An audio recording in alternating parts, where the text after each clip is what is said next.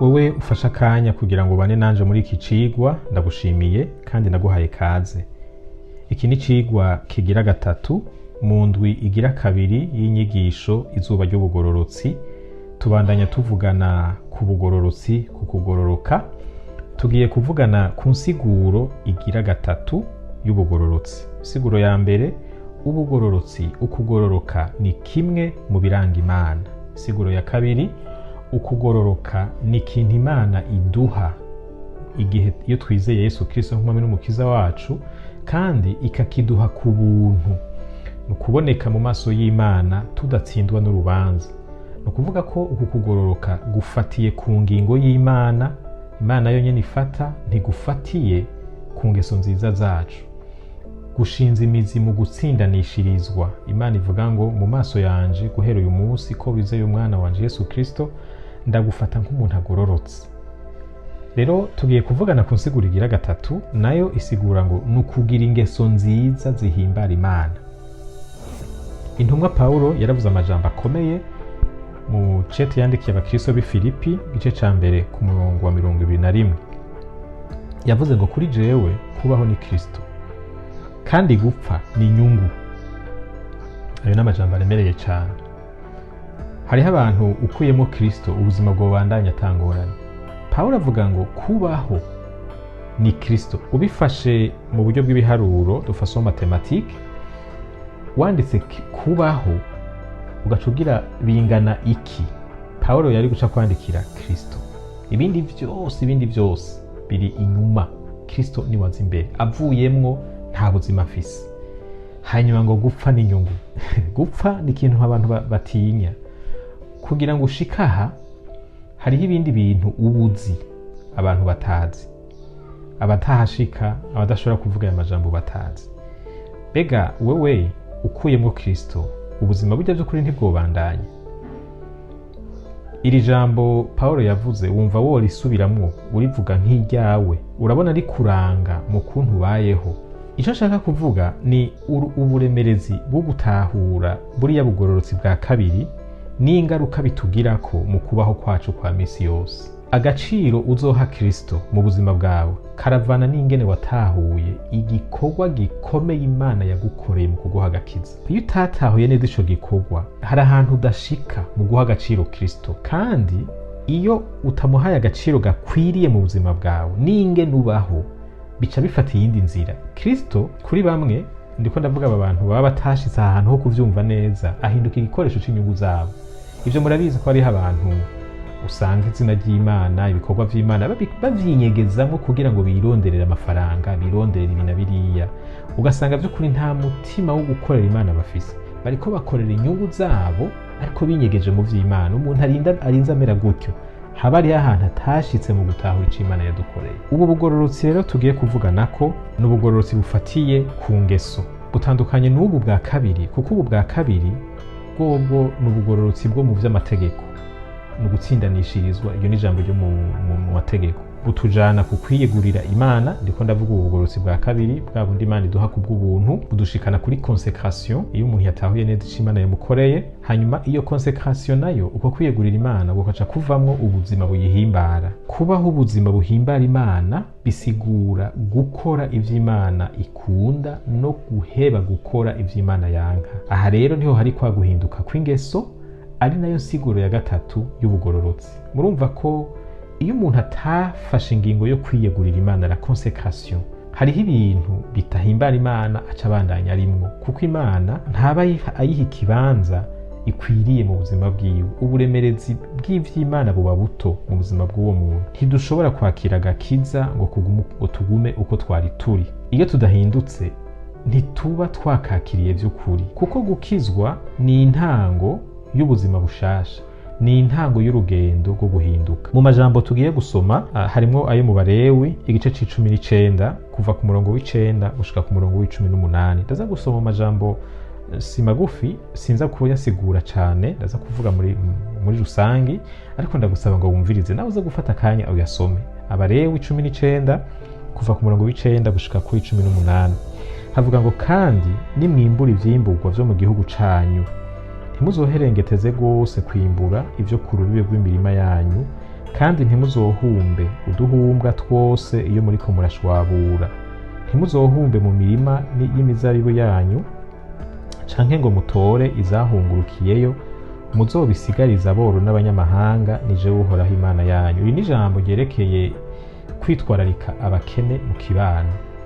Imana yari yarababariye ngo iyo murimye hakagera kwimbura, muze bijya byo ku mperampera ntimuze mubikureyo, ibikorose ntimuze mubitore. Imirima yanyu yimbuwe hazokwame hari bisigara, kugira ngo abakene bo muri kominote bashobore kuza batore ibyo bafungura. Aha hariho ijambo rivuga ngo ntimuze mutunganye iby'ubutunzi, l'ekonomi yanyu, mu buryo butuma abantu badafise imirima, badafise amaresources, badafise imishahara, badafise ubuzi, bataronka ingene babaho. Muriko murumva ingene kumenyana n'Imana vyinjira mu ngeso, mu kuntu dutunganya ibikorwa, ku buryo na ekonomi n'ivy'uburimyi n'ubworozi n'ubudandaji ishikayo. Aha rero niho hari guhinduka kw'ingeso mu buryo bufadika, tari mu bintu vyo mu kirere vy'umuyaga. Reka tubandanye. Ntimuzokwibe, ntimuzogunge canke ngo mubeshane. Ntimuzorahira ibinyoma izina ryanje, bigatuma mutukisha izina ryanje Imana yanyu, ni jewe Uhoraho. Ntihazogire uwuhahaza umubanyi wiwe, canke ngo amunyage. Ntihazogire uwurarana ingero umucangiro yakoreye. Ntihazogire uwuvuma igipfamatwi, canke ngo hagire uwushira imbere y'impumyi ikintu coyitsitaza, ariko mugende mutinya jewe Imana yanyu, ni jewe Uhoraho. Aha uhereye ku 13 gushika 14 ariko aravuga imigenderanire hagati y'abantu bafise inkomezi, inguvu muri societe n'abanyantege. Ni wakoresha umukozi uzi umuhembe umwanya mwavuganye, ntuzurarane impembo yiwe.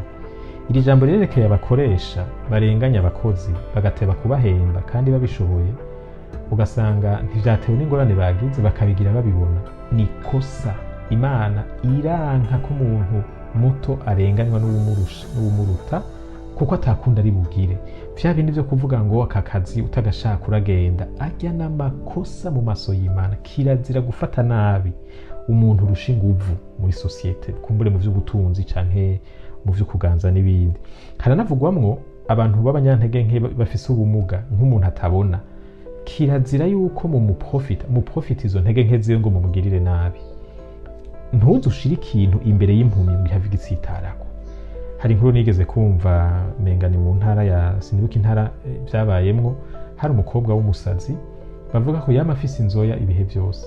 Abantu baraza bakamuvyarako, yari umuntu adakwije ubwenge, bakamuvyarako bagaca bigira kubera ivyipfuzo bibi vy'imibiri yabo. Uyo mukobwa akama afise abana, base bagaca bazimangana ntawe bamenya. Gufata umuntu w'umunyantege nke ukamuprofita mu ntege nke ziwe.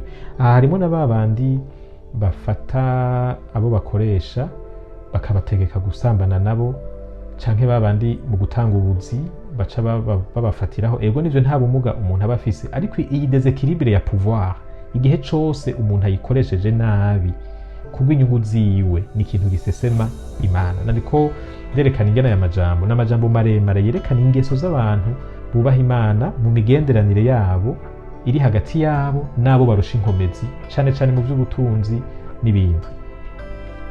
Hanyuma 15 ntimuzorenganye mu rubanza, ntimuzoca urwankunzi mubitewe no kugirira impuhwe umworo canke no gutinya ubuhambaye, ariko muzocira ababanyi banyu imanza ziroranye aha n'ubutungane. Ntihazogira uwugendagendeshwa no guteranya abantu, kandi ntihazogira uwitanga ko icabona c'ibinyoma co kwicisha umubanyi wiwe, ni jewe Uhoraho. Aha harimwo amajambo muri sociale, murabizi ingene abantu bavuga amajambo mabi, ugasanga abagenzi baratandukanye barankanye, ugasanga umuntu hari abantu bafise iminwa umenga bayigabiye satani, aho baciye hose no kuvuga n'abandi bakankanisha abantu. Ivyo vyose les relations sociales Imana irashaka ko navyo bihinduka, abantu bayo bakaba abantu bari ku rutonde. Ntihazogira uwamanira akazika uwe wabo mu mutima wiwe, ariko ntazobure kumuhanura kugira ngo ntibimukwegera icaha kubw'uwo. Ntihazogira uwihora canke uwubika inzigo abo mu bwoko bwabo, ariko mukunda ababanyi banyu, mukunda ababanyi nk'uko mwikunda, ni jewe Uhoraho. N'amajambo meza atwereka ingene niyo batugiriye nabi kirazira kubika inzigo, kirazira kwihora. Uguhora n'uko Uhoraho mubabarire, musengere, ibera amahoro, ntuze waba uri kurafomatura uri kuragira amakomplo yo kwihora umuntu kanaka. Reka tuje hamwe mu Banyefeso kumbure tuje no mwisezerano rishasha turabe icimana itubarira mu bijanye no kukugororoka. Abanyefeso rero naho nyene si hagufi, ni uhereye ku murongo wa 4 kuva kuri 17, igice ca 4 kuva kuri 17 gushika kuri 32. Sinza kuyasoma yose, ndaza gusoma amajambo amwe gusa, ayandi ndagutera intege ngo ufata akanyu uyasome. Nico gituma imvuga ibi ntabishingira intahe mu mwami wacu ngo ntimube mukigenda nk'uko abanyamahanga bagenda. Urumva ko bidusaba guhinduka.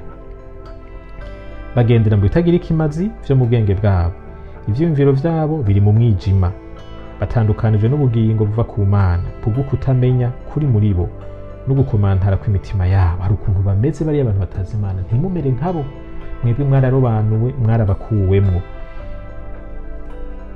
Kandi babaye ibitimbe, bishira mu ngeso z'isoni nke, mu gukora ibihumanya by'uburyo bwose, bifatanije no kwifuza. Ariko mweho ntimwize Kristo mutyo, namba mwaramwumvise mukigishirizwa muri we nk'uko kuri ko muri Yesu kuri, kubabwira kuvy'ingeso zanyu za kera ngo mwiyambure wa muntu wa kera abozwa no kwifuza ku ruhendo, mugahinduka bashasha mu mpemu y'ubwenge bwanyu, mukambara wa muntu mushasha yareme mu ishusho y'Imana mu kugororoka no mu kwera k'ukuri, maze mwiyambure ibinyoma, umuntu wese avugana ivy'ukuri na mugenzi we, kuko turi ingingo za bagenzi bacu. Nimwaraka ntibibakoresha icaha, izuba ntirirenge mukiratse, kandi ntimwese Satani icicaro. Uwiba ntakongere kwiba, ariko apfume acumukura, akoresha amaboko yiwe ivyiza kugira ngo aronke ivyo gufasha ubukenye. Ntihagire ibiyago bibi biva mu kanwa kanyu, ariko muvuge ijambo ryiza ryose ryo gukuza ubukwiye kuribwirwa,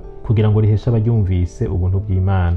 Kandi ntimubabaze mpemu wera w'Imana yabashiriweko kuba ikimenyetso gushitsa ku munsi wo gucungurwa. Umururazi wose, ukujingitwa, ishavu, gutongana no gutukana bibavemwo, hamwe n'inzigo yose. Mugiriranire neza, mugiriranire imbabazi, muharirane nk'uko Imana nayo yabahariye muri Kristo. N'amajambo aryoshe cane, nahavuye ndayasoma yose, ariko sinza kuyasigura. Nibaza ko vyumvikana. Imana iriko iravuga ngo kera vyari bimeze uku, ubu ntibimera uku. Ingeso ntizihinduke, ivyo kwiba, kubesha, kubaye abantu b'inzigo, ishari, gutukana, amajambo mabi bitera soni, byose mubivemo. Murashobora gusoma mu Bifilipi 4 umurongo w'8 n'uw'9, havuga ku vyiyumviro abantu b'Imana bakwiye kuba bafise. Abaroma 12 umurongo wa 1 n'uwa 2, aho ndazi ko tuzohagarukako. Muhinduke, ntimuse n'isi mubayemwo, muhinduke mumenye ivyo Imana igomba. Ubu bugororotsi rero bwo guhinduka kw'ingeso ni itegeko kuwizera wese, si ikintu twemerewe guhitamwo gukora canke kudakora. Inzira yonyene imwe yo kutaba abagororotsi yo kudahinduka no kugarariza Umwami Yesu Kristo. Kandi ubugararije akwiye kwitega n'inkurikizi zo kugarariza. Niba abandi bazobwira ngo sindabazi, mumve mu maso hakiri kare. Ubu bugororotsi buradusaba kugira ico dukoze, si ibintu twizera ngo bice bituza ko gutyo nyene. Igihe Paulo yandikira Timoteyo mu cete ca 2 igice ca 4 umurongo w'7 yabarenga wimenyereze kubaha Imana. Iri jambo kwimenyereza barikoresha mu bijanye n'imyimenyerezo ya sport. C'est l'entraînement.